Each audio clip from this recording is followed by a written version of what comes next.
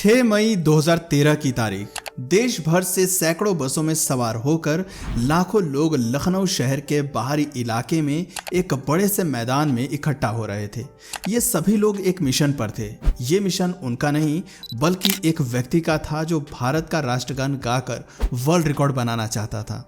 उस समय तक ये रिकॉर्ड पाकिस्तान के नाम था। सुबह करीब 10 बजे उस मैदान में लगे लाउडस्पीकर से अनाउंसमेंट होता है कि दुनिया के सबसे बड़े परिवार के मुखिया माननीय सहारा श्री तशरीफ ला रहे हैं।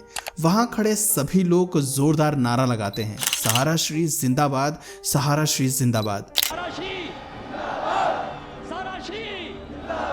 स्टेज से सहारा इंडिया परिवार के मुखिया सुब्रत रॉय अपने दोनों हाथ हिलाते हैं और जोर जोर से भारत माता की जय कहते हैं और 1,21,653 लोग मिलकर राष्ट्रगान गाते हैं जो वर्ल्ड रिकॉर्ड बन जाता है। उस समय सहारा देश की बड़ी प्राइवेट कंपनियों में से एक हुआ करती थी जिसके 11 लाख से ज़्यादा कर्मचारी थे। Real estate, finance, infrastructure, media and entertainment, health care, hospitality, retail, information technology से लेकर स्पोर्ट्स तक सहारा इंडिया का बिजनेस फैला था। 11 सालों तक इस ग्रुप ने टीम इंडिया का स्पॉन्सर किया, लेकिन 28 फरवरी 2014 को सब कुछ बदल गया। 1978 में 2000 रुपए से शुरुआत कर अरबों रुपए का साम्राज्य खड़ा करने वाले सुब्रत रॉय सहारा सलाखों के पीछे पहुंच गए। उन पर अपनी 2 कंपनियों में नियमों के खिलाफ लोगों से पैसे इन्वेस्ट कराने का आरोप लगा था। सुप्रीम कोर्ट ने सुब्रत रॉय को 24,400 करोड़ रुपए इन्वेस्टर्स को लौटाने को कहा। तब से लेकर आज तक ये केस चल रहा है। आज के इस वीडियो में हम बात करेंगे इसी के बारे में, जिसमें देश के 13 करोड़ लोग यानी कि भारत के लगभग 11% आबादी के साथ धोखा हुआ।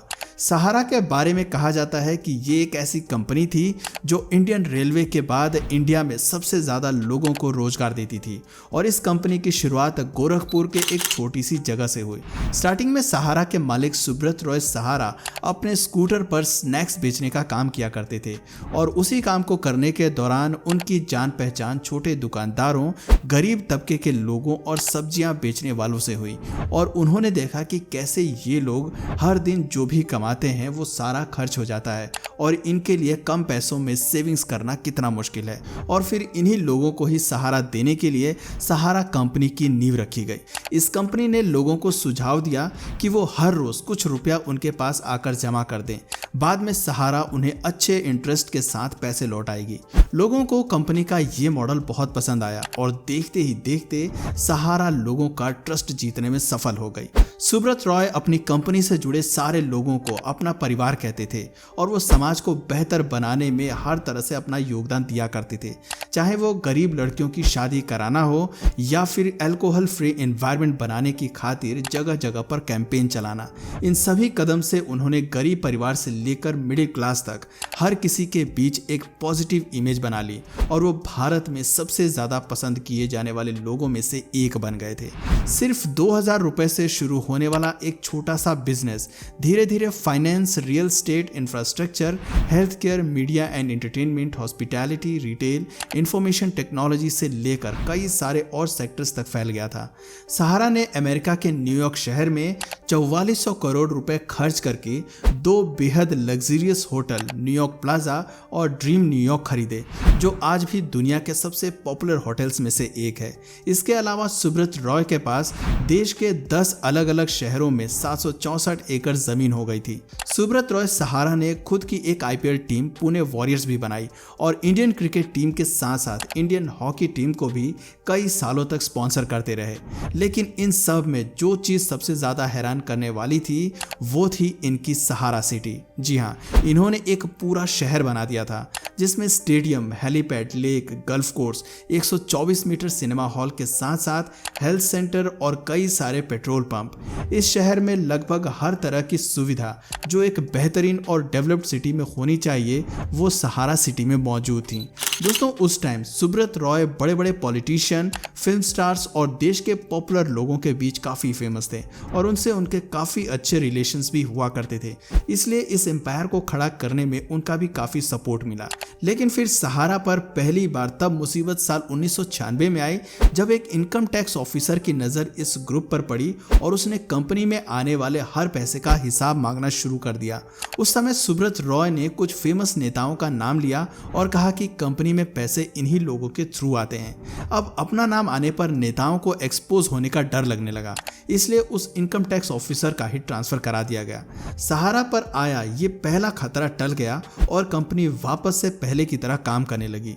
आगे चलकर एक टाइम ऐसा भी आया जब मार्केट सैचुरेट हो गई और सहारा में इन्वेस्ट करने वाले लोगों की संख्या एक जगह पर जाकर थम सी गई, क्योंकि जो लोग सहारा में इन्वेस्ट करने में इंटरेस्ट रखते थे उनकी संख्या लगभग पूरी हो चुकी थी और यहाँ से वो लोग ज्यादा होने लगे जिन्हें अपने इन्वेस्ट किए हुए पैसे निकालने थे। थोड़े ही समय में कंपनी पैसे की तंगी से गुजरने लगी। ऐसे में इस प्रॉब्लम से निकलने के लिए सुब्रत रॉय ने कंपनी का आईपीओ लाने के बारे में सोचा और बस यहीं से कंपनी और राय के बुरे दिन शुरू हो गए। दरअसल 30 सितंबर 2009 को उनकी कंपनी ने अपने आईपीओ के लिए सेबी में DRHP दाखिल कराया। DRHP एक तरह का देखा जाए तो कंपनी का बायोडेटा होता है जिसमें उससे जुड़ी सारी अहम जानकारियां मेंशन की गई होती हैं, जिसकी जांच के बाद अगर सब कुछ ठीक रहा तो फिर सेबी कंपनी को आईपीओ लाने पर परमिशन दे देती है। अब जब सेबी ने सहारा के DRHP को पढ़ा तो फिर उसे उसकी दो company Sahara India real estate corporation limited और सहारा हाउसिंग कॉर्पोरेशन लिमिटेड की पैसे जुटाने की प्रोसेस में कुछ गड़बड़ी दिखाई दी और इसी दौरान 25 दिसंबर 2009 और 4 जनवरी 2010 को सेबी को 2 शिकायतें भी मिली, जिसमें बताया गया कि सहारा गलत तरीके से लोगों से पैसे जुटा रही है और इन शिकायतों से सेबी का शक और बढ़ गया, जिसके बाद उसने इन दोनों कंपनीज की जांच शुरू कर दी। सेबी ने अपनी जांच में पाया कि इन दोनों कंपनीज ने OFCD के जरिए 2 से 2.5 करोड़ इन्वेस्टर्स के करीब 24,000 करोड़ रुपए लिए हैं। बता दें कि ये एक तरह का डेब्ट सिक्योरिटी होती है जिसमें OFCD पीरियड खत्म होने के बाद इन्वेस्टर्स को एक ऑप्शन दिया जाता है कि अगर वो चाहे तो अपने पूरे पैसे इंटरेस्ट के साथ वापस ले सकते हैं या फिर उस पूरे पैसे से कंपनी के शेयर्स खरीद सकते हैं। अब OFCD इशू करने के भी कुछ नियम होते हैं, जैसे कि अगर कोई कंपनी 50 से कम लोगों के लिए OFCD इशू करती है तो फिर उसे इसके लिए कंपनी रजिस्टर से परमिशन लेनी पड़ती है, लेकिन अगर वो 50 से ज़्यादा लोगों के लिए OFCD इशू करती है तो फिर वहां से सेबी से परमिशन लेनी पड़ेगी। लेकिन सहारा ने सेबी से इस बारे में कभी परमिशन ही नहीं ली और इल्लीगल तरीके से OFCD के जरिए लोगों से पैसे जुटाती रही, जिसके बाद सेबी ने सहारा के इन दोनों कंपनीज को इन्वेस्टर्स के पैसे 15% इंटरेस्ट के साथ वापस करने का आदेश दिया।